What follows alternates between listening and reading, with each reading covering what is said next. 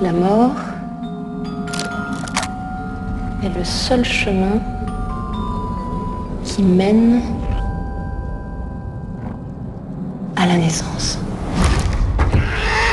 J'ai lu Tardy, donc Adèle Blanc-Sec à 18 ans, et ce qui m'avait beaucoup plu, c'est qu'il s'exprimait à travers elle comme il se serait exprimé à travers un personnage masculin en fait. Elle n'était pas ce personnage féminin stéréotypé qu'on a l'habitude de voir et de lire, par exemple Bécassine, Barbarella, qui sont tantôt idiotes ou tantôt très érotiques en fait. Ça m'a beaucoup plu.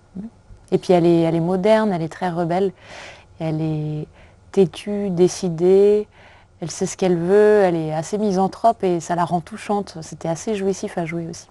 La bande dessinée, c'est déjà un storyboard. Il y a déjà des dialogues, donc c'est vrai que c'est plus accessible. Mais il y a vraiment quand même un passage, une transformation. C'est la première discussion qu'on a eue avec Tardy d'ailleurs, où je lui ai expliqué que sa bande dessinée se lisait entre 20 et 25 minutes et que moi, il fallait que j'en fasse 90. Donc j'allais être obligé de sortir des bulles. Violer la sépulture d'un pharaon est un sacrilège. Tu peux être pendu pour ça. J'ai besoin de son savoir. C'est pour guérir l'humanité. Non, juste ma sœur.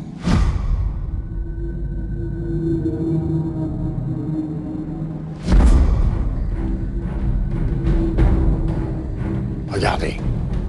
Il n'était pas comme ça avant. Et bien sûr que non, André.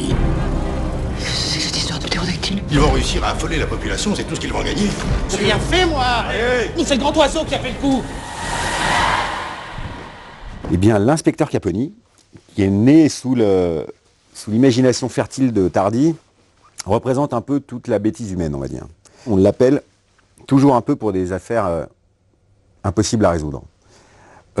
Lui qui avait plutôt envie de se reposer et de se faire une côte de bœuf, il se retrouve à partir dans une aventure parce qu'il y a un ptérodactyle, un mot qu'il n'arrive pas à prononcer jamais, qui vole dans le ciel de Paris. Lui, il ne sait même pas ce que c'est que cet animal-là, il ne sait pas d'où ça sort, il ne sait pas d'où ça vient, il ne sait pas quel âge ça. Et on lui dit qu'il a 24 heures pour retrouver l'animal.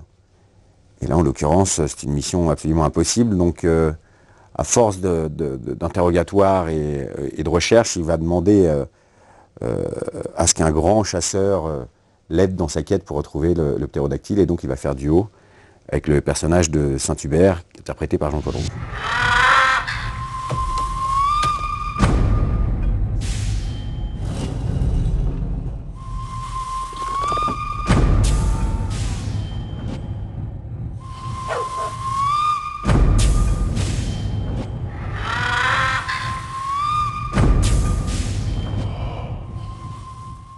Parce qu'il s'est passé des choses entre Dieu le veut et Adèle Blanc-Sec.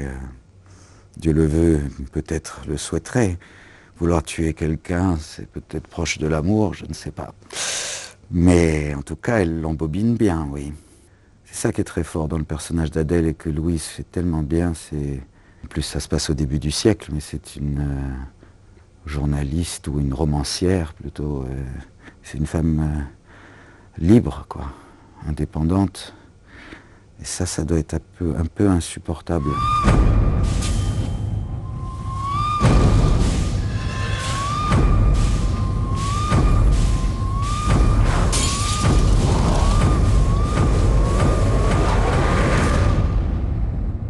Que ça soit Louise ou effectivement 2-3 acteurs ou actrices, que ça soit Nathalie Portman ou Mila Jovovich ou Jean Reno même au début, c'est un vrai plaisir de pouvoir encore transformer la pâte et lui donner un peu la forme qu'on veut pour le film. Ça, c'est vrai que c'est très agréable. Quand on a le privilège de toucher un acteur, je dis toucher parce que c'est vrai que c'est un peu comme le loto, mais voilà, on l'a, c'est une vraie pâte à modeler, il n'y a pas de tic encore. Ils entendent encore les informations, ils ne sont pas déformés, ils ne savent pas exactement comment marche l'objectif, comment marche la caméra. Ce que j'ai adoré, voilà, en tout cas pour ce film des aventures extraordinaires d'Adèle Blanc-Sec, c'est qu'on m'a offert un panel d'intentions à jouer particulièrement riche, qui est une évolution dans le personnage tout au long du film. À chaque fois, il y a tout un tas d'aventures, enfin qui m'entraînent sur divers terrains en fait, et du coup, j'ai l'impression de ne pas en avoir terminé avec Adèle.